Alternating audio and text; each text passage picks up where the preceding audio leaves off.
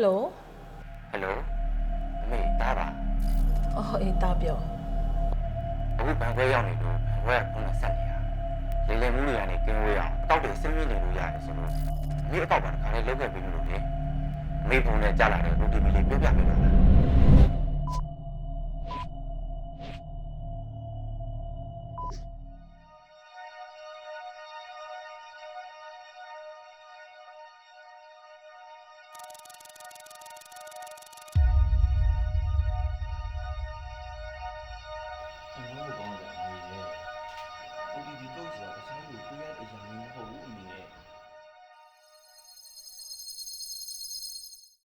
တာ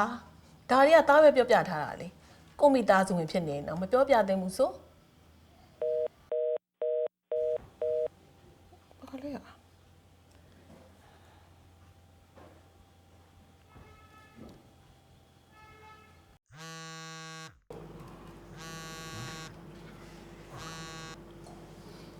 ဟယ်လို အော်တာဟိုစောစောကတာအမေကြီးဖုတ်ဆက်တည်လား ဗျာတာမဆက်ပါဘူး ဟာစောစောကလေတာအယောင်ဆောင်ပြီးတော့အမေစီကိုဖုံးဆက်ပြီး OTP နံပါတ်တွေတောင်းနေတယ်တာရဲ့တာကိုအချိန်ပြေးလား ဟိုတာရုံးမှာပါဘာမှဖြစ်ပါဘူးတာစိတ်မပူနဲ့နော်အမေရောနံပါတ်တွေပြောပြလိုက်သေးလား တာတို့ပြောပြထားဘူးလို့အမေမပေးလိုက်ပါဘူး တော်သေးလို့ဘောမဟုတ်အမေပတ်စံနေပါသွားတော့မှာပေးလိုက်ပြီလို့တော်ပါသေးရဲ့